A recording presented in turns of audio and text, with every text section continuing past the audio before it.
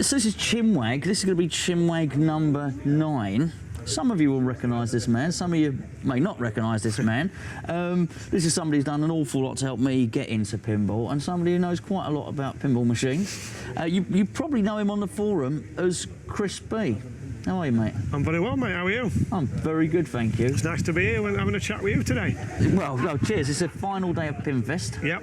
So, which is, and it is, all the competitions going on now. Yeah. We're probably 2 or 3 hours from packing up. Yeah. What have you brought here to Pinfest? So I brought the 4 machines in the foyer, the 2 Mandalorians, the Turtles and the Avengers Premium. I brought my Johnny Mnemonic, the Twilight Zone and an Avengers Pro this weekend. The Johnny Mnemonic is done up exquisitely. Yeah, thanks for that, yeah. So that's what you do basically, right? Yeah, I do a lot of nice top-end restorations, yes. And all the ones like the Addams Family stuff on Pinball Heaven, that's all? Yeah, most of the top-end restorations you see at Pinball Heaven are actually done by me. So how did you get into that? Well, it's a long time ago. Yeah. Well, many years ago, like most people, I bought my first pinball machine, and it just went from there. Really. What was your first pinball?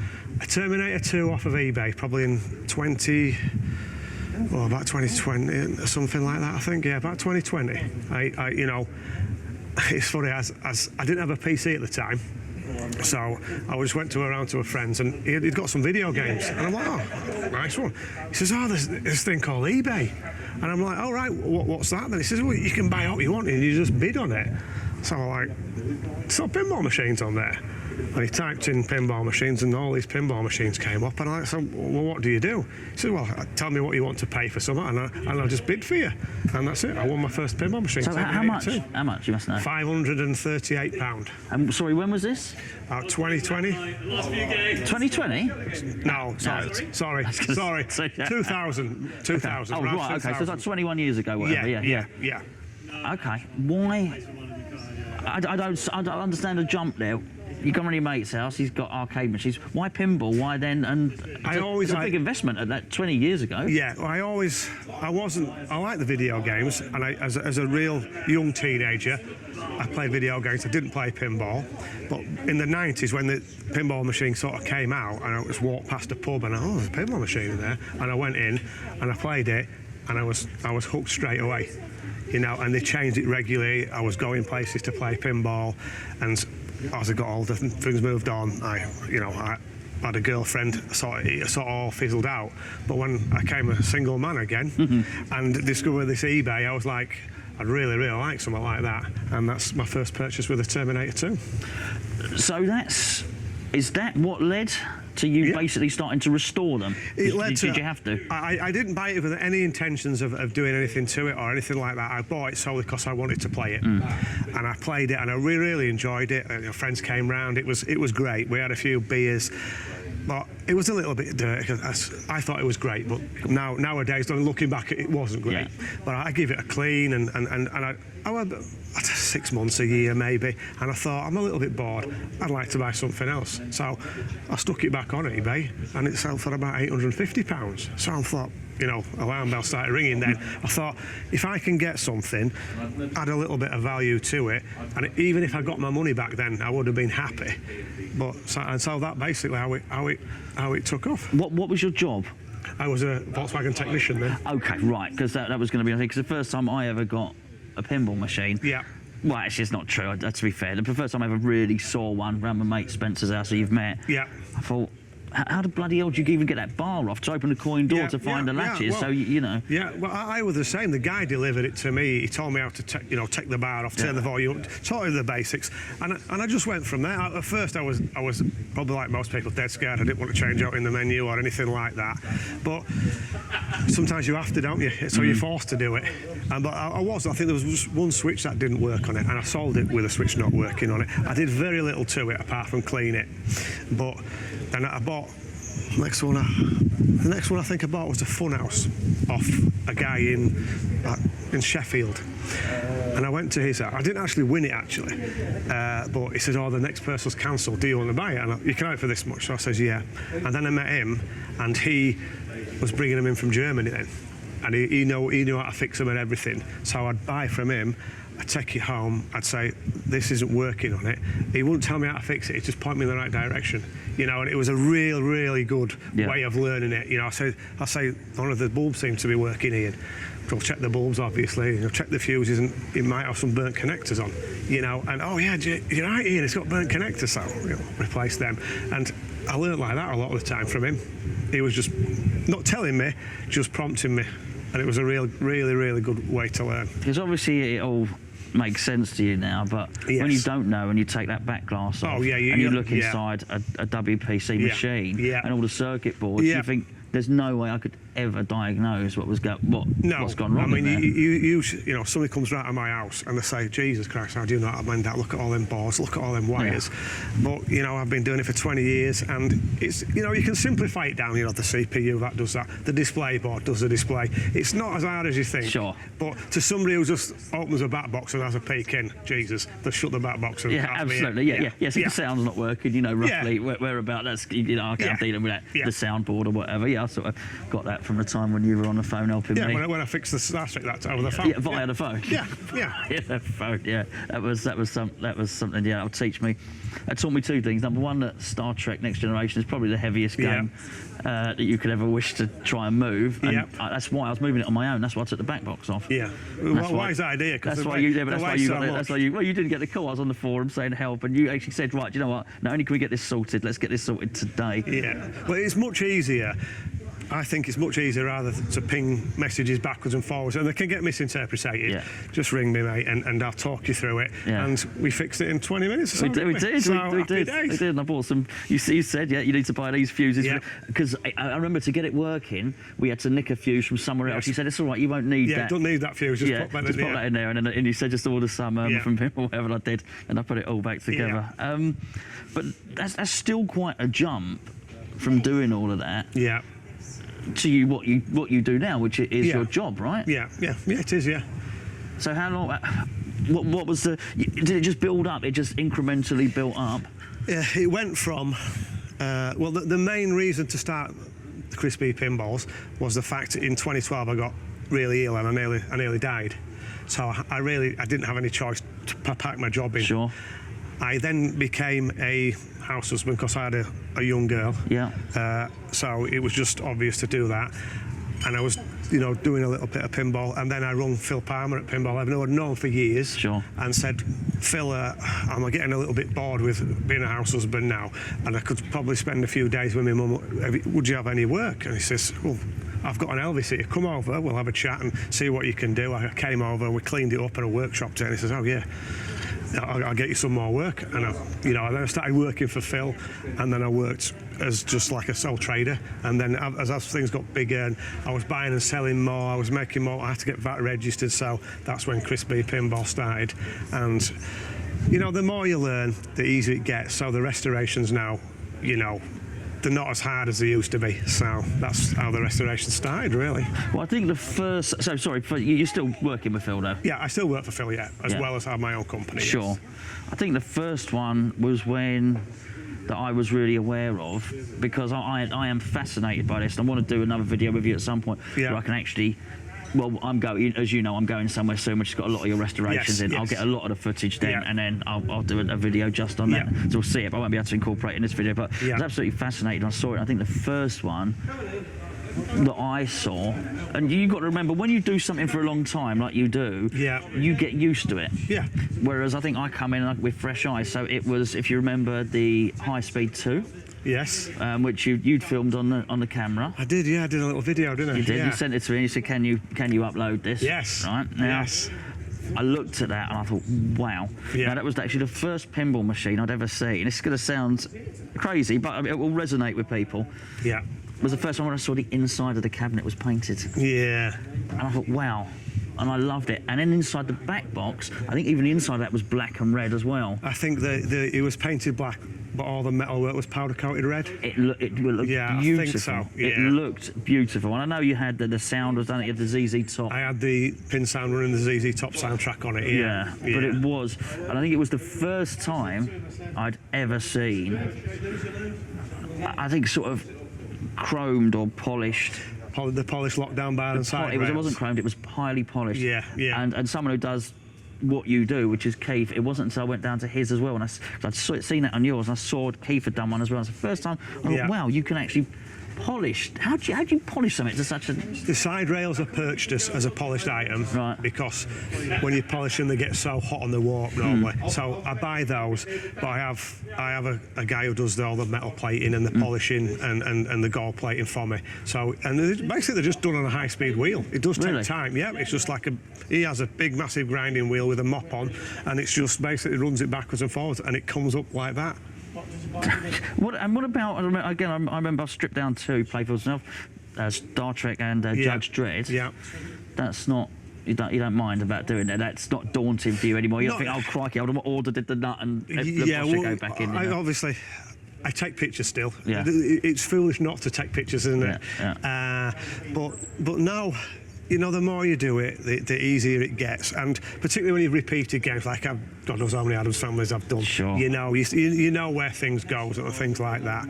But again, to somebody who's new to it, it's very daunting. But you can be made easy, you know, label things, take notes, take pictures. The manual's always there to help you. Yeah. You know, the colours on the wires, you know, oh, where's this go? Oh, well, it's white with a purple and green with a blue. Oh, look at it, you cross it. Oh, it's that target there. Sure. So it's not as daunting as it looks. Yeah, well, it does look daunting. But you must, I mean, I've said this on a couple of the podcasts, you're taking, I think it's really important to do it, and particularly when it stays in the community, you're taking something that really should be dead, because obviously a lot of these older things were made to create a revenue stream inside the arcade and then be chucked. Yeah. They're not meant to be They around. were $2.5 grand new in Addams Family. It went in the arcade for 6 months. It took 10 grand and it got through in the skip. Yeah, so they would take never, the boards out and throw it in the skip. No one ever imagined that they'd still be around. No. 30 years time or whatever. No. So surely that's got to make it harder. Is it getting? I guess what I'm saying is it getting harder the longer it goes, just to source parts, or are they breaking down more? Is it? Certain parts, you know, a popular game like Addams, they make pretty much everything for that. There is certain specific parts you can't get, but you can get most of it. But like that Johnny that just won the best in show, that was a shocker to get parts for. They don't do the ramps, they don't do the plastics, so it came to me that in a very nice condition anyway. So I looked at that and I just thought that really needs to be brought back to life. You know, the cabinet, they never have red cabinets. I've re-decaled the cabinet, but the ramps are original, the playfield's original in that. It's just got the fancy powder coating, the pin sound in it, the colour display. But that one is a pain. Certain games are hard to get parts for. The Cactus Canyon I did that time, getting the ramps for that was a nightmare. Really? Oh, I had to buy them from several different places. But are they original ones that were left over from wherever these companies went past, Bally or Williams or whatever? Some for the Cactus Canyon was old Bally Williams NOS ones I had to get from Australia. Does anybody make these things anymore? No, I don't mean necessarily for Cactus Canyon, but does anyone make plastic ramps? I mean, you've got Starship Fantasy now. They do most of the ramps for all the Bally Williams games. Really? Yeah, Planetary Pinball do a lot of the plastic sets. So yes, they are. But choose your game wisely, because not everyone's done. I'll speak to you. I mean, funny enough, I played Cactus Canyon for the first time last night. Yeah. Oh, that's a great game. Yeah. It actually reminded me of Champion Pub, which, as you know, is one of my favourites. Like hitting the guy and the things popping up. Yeah. I know it's probably a simple game, but I've instantly resonated with that. And as you know, I said the Tommy as well. I loved that Tommy. The Tommy in there is a really nice sort of original example, and it's probably one of my favourite Data East games as well. I'm not a massive The Who fan, but I do love that game. Yeah, it is. Yeah, and the blinders, it's a great thing, isn't it? Yeah. Well, it's like Scott was saying. I think that's got to be a pinball moment, isn't it? The flippers. Yeah, the blinders go over and you're playing blind. Yeah. I absolutely love that. So what have you got in terms of? Well, I know you've got. There's no point. I know you've got 20 odd pins and whatnot. What are you enjoying and what are you playing at the moment? And do you enjoy the modern pins as much as the old ones? When you do it as a full-time job, the hobby side of it goes out, so I very rarely play. You know, the Mando I've brought here, I've had it, the Pro I've had it weeks, and I've probably put 10, 15, 20 plays on it. Yeah. My favourite ever game of the older type is Twilight Zone by a million miles. I love that game. I don't know. I never, as a pinball fan, I saw it in arcades, but I just thought, well, look at all that, the clock on it, there's all this. I'm like, I'll play Terminator, it's a bit more simple. Yeah. But when I started meeting people, I met a guy from. We originally started on like a little Yahoo user group, and it wasn't very many people on, and you couldn't put pictures on there or anything. Very simple, but we sort of got to know a few people in Yorkshire. And this guy, I won't mention his name, he had an absolutely beautiful collection, and he says he'd open it up one Sunday for people to come and play. You'd pay £5 and he'd give it to charity, and he had a hog roast on it. It must have cost him thousands to do. Yeah. And I remember just queuing up, and I could hear all the noises, and I could hear the Twilight Zone. I thought, well, look, that sounds amazing. That, don't touch the door, and And I went in and I played it for the first time, and I was blown away. And I said to the guy from Germany who got the stuff from Germany, he says, I want one of these. He says, I've got one at home now. Pick you up next week. Have you still got one? The one at the show here today. That's yours? That's one's mine. I didn't know that was. Yeah, that's mine. It's in pristine condition. Yeah, and another nice little story for you. I bought that from Filey Pier, and it's been there all its life from day one. Oh, really? Yeah. Well, and I guess a lot of those ones that you were getting at the time, because it's changed so much, those ones they went in the arcade, you rescue them, do them up, bring them back to life.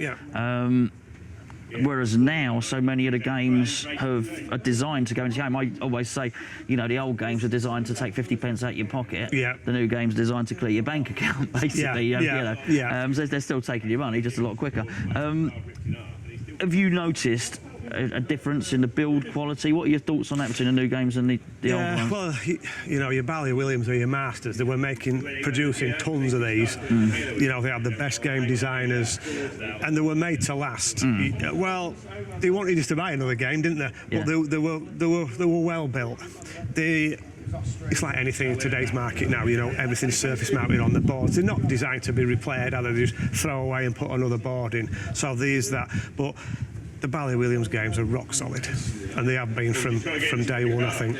But why is it? I mean, excuse my ignorance, better words, just better build quality, but what is it? I think they had, because they were manufacturing so many of these, they just got it right, and they got the best people and things like that. It's, you've got to think that, I think I'd have sold over 10,000 units or something, so they knew what they were doing. Yeah, that is the biggest selling. Yeah, the best selling pinball ever, yeah. What do they sell compared to that old stuff? I know nothing would compare to 10,000 at Adams. What about modern day sales? How do they compare? They will never release the figures on. Stern will never release the sales figures now. I don't know why, but I wouldn't. Well, we know they sell 800 LEs, don't we? Sorry, I'm just mute that.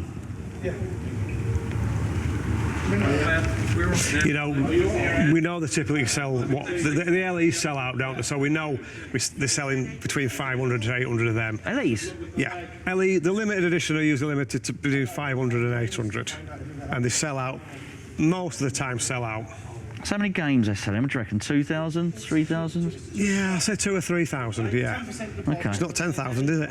It's not 10,000, but then again, they're quite expensive now. Yes. I was sort of looking at it last night, and it's quite funny actually, because last night everyone's playing, and so many people, even on the forum today, looking at it, which is Sunday as we record this. I want an Avengers Infinity Quest. Yeah. I've got to have an Avengers Infinity Quest. There's 3 or 4, and just doing the rounds in there, everybody's saying, I want one. Yeah. They're not going to get one though, are they, really? No, the problem is Stern have got huge backlogs. They're struggling like most companies, car companies as well. They can't get the parts. And what parts? I suppose electronic parts, mainly. Really? Yeah, the prices, we're due for a price increase, sadly, as well, because, as you know, everything's gone up. Yeah. And they just seem to be sticking to the 3 cornerstone games they're producing a year. So I think within the next 2 weeks we'll see the next release. Yeah. And they'll concentrate on building those. So they've obviously got a finite number they can do on a production run. They've only got so many people working for them, and they can only produce so many. Yeah. So they haven't officially announced that they've stopped doing. Even Star Wars haven't officially announced they've stopped doing Star Wars. Right? If you look on their website, none of the sort of modern spikes, very little, are archived. They can still pull them up. I would have, providing the license is still okay. They can pull them up and they could produce them. Yeah. But so, for instance, my favourite game, Elvira. Yeah.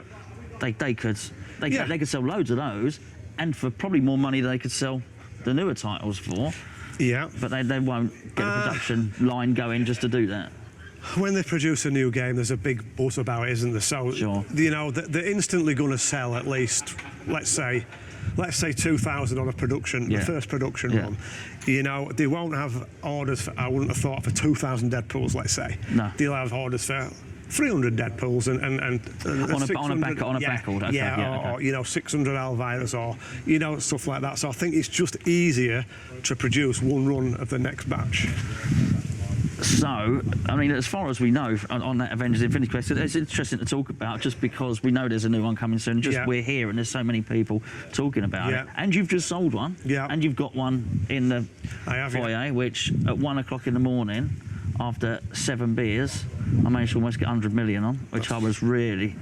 It's quite respectable, is that game, I think? I'm very, very pleased with that. Yeah. They're not going... Even though you could possibly go and almost start initiating the process to buy one, there's no more left. They're not building any more. No, they're new not ones. building anymore. I mean, Phil gets phone calls regularly for, you know, can I have a Mando? I haven't got any. I don't know when I'm getting any. I'll write your name down and you know, I'll put you on the waiting list type thing. So they just... And I've not looked at other markets. I've not looked in Germany whether they've got stock of them or anything like that. But they're just not there. They just can't produce enough. Well, it's to satisfy the market. Yeah. Because you know, with COVID, you know yourself, people are spending money on man caves and things like that. Yeah. So it's brought a whole new concept into the market of people who are like, oh, they've done the man cave. Oh, I fancy a pinball. Yeah. You know, so and that's global. So that's one reason why I think. And the trouble is, that here's the funny thing that makes me laugh about pinball machines. And I think the ultimate one is Attack from Mars. I'll tell you why I like Attack from Mars. Or why I think it's actually it frustrates the hell out of me. But why I think it works, which is because it's simple. Yeah. Okay, smash the saucer up, kick the Martians out of New York, kick the Martians out of Paris, kick the Martians out of London. Yeah. You might not get to the end on that. No. And it's quite a quick game, but it leaves you thinking, well, hold on a second. Okay, my money's gone, but I booted them out of London, I booted them out of, you know, New York, whatever. Yep. Let's put the 50 pence back in there again. Yeah. Because that's not 50 pence now, but you know what I mean. Yeah. I feel that I'm... You pull back into it. I can get there. I can get to the end because it's all there, and I just like the way it's placed on the playfield. So they were made to be addictive. These things back then were made to take your money. Yeah. And I think the big problem is now they retain that addiction. So even on people joke in the community, oh, you buy one and they breed, which is you'll get another one, you'll get another one afterwards. And I think because of this, you're then into the realms of, well, I've got to get another one, I've got to get another one. So it's still addiction. Yep. And as you say, people buy these man caves, and more people get into it, and all of a sudden people want 2, 3, 4, 5 games, and then, you know, and if you've got the space, even more on that. So with your collection, what do you do with your collection then? I didn't say this, most of them are probably sat on the back box. I'm working all the time and I don't have the room. I will set them up and I'll invite people around from time to time and we'll play them. I have friends have got them on loan. You've got one of the Star Wars coming on loan, haven't you? So there is that, and I do play them a bit, but not very much. Do you get? You must get a lot. You say Phil gets a lot of calls. You get a lot of calls saying, "Keep your eye out for this." Recently, it's like the Avengers. I must have had 10, you know, can I have dibs, can I have dibs, can I have dibs? And it's just, I just think it's really unfair to pick one person out of those 10 people. So that's why I just put it on the group and first come, first serve type thing. You know, I've already got 10 people. Can I have dibs on the Mando? Can I have dibs on the Mando? And I'm like, well, you know, he's asked me. Oh, what, the one you've got in there when you eventually sell it? Yeah. Wow, even though you might not sell it for a couple of years. No, I don't know when I'll sell it, but you know. And you like The Mandalorian? I love the series. Oh, are you paused then? Yeah, no, I love the series. Yeah. I will say this, for me to love it, it's got to be good. I like the game, I don't love the game. I mean, Stern's I know it gets a bit slated about the toy doesn't move and stuff, but you've got to look at it like this. It's got all the music, it's got all the film footage, it's got a lot of attributes in that game. It runs it really well. It is a good game. It's just me being miserable, mate. It's got to be. It's not Stranger Things. Oh, that's a great game. Which made me miserable. Yeah, exactly. Yeah. I had this thing as I was just trying to explain to people last night. It's just the shots aren't where they're meant to be. For me, where I sort of said hit the ball flipper, I'm not good enough to adjust. Whereas, as I say, I played that Cactus Canyon last night. I know it's obviously easier. Okay, there. And some things you do, and actually, it's quite funny. I think sometimes when you're told a game is crap for a long time, particularly on the forum, don't listen to people. That was. I've heard it. Oh, Turtles is crap. Turtles is crap. Turtles is crap. First time I played it was in there. Yeah. Well, actually, this is quite good. Yeah. And I did enjoy it, and to the point where I can't remember why people said it was crap. The amount of people will say, "Oh, that's crap," and I'll say, "Have you played it?" No, I've never played it. Well, how do you know it's crap? Well, Pinside say it's rubbish. You know, and I think. Again, I'm not a great lover of Turtles, and because it hasn't had a great feedback, the amount of people that have come to me this week and said that Turtles is great. Do you want to sell it? I've loved that Turtles. Sure. But they've just listened to social media and other platforms that say you can't slate a game till you've played it. You know. To be fair, I do think Phil has some Turtles in stock. I think he sold another one. I think there's three Turtles in stock at the minute. Yeah. I thought it was a good game. I did enjoy it. It's a fun game, and loads of people won't realise you can collaborate on the game as well. That's a great feature. It's a great feature. Just explain that. So you could have Wayne Johns there, let's say, a great player. Yeah. And me, you, and somebody else who's not great could take him on. So he would play his not. So basically, he would have 3 balls, as we'd have 9 balls against him if we were playing on a three balls per player game. So we can take on Wayne Johns as a collaboration. And it works on any amount of players as well. There's no reason not to have that on every Stern game. No, there's not. I mean, I'm sure they could put it as like an encrypted code and do it for any single game, really. Yeah. Just bung it on there, you know. It would be Gary Stern if you're listening. It's a great idea. He loves watching this. Yeah, he does. Yeah. Now the collaboration, it's good, isn't it? Because there's nothing worse than I go play Andy Foster or Wayne Johns.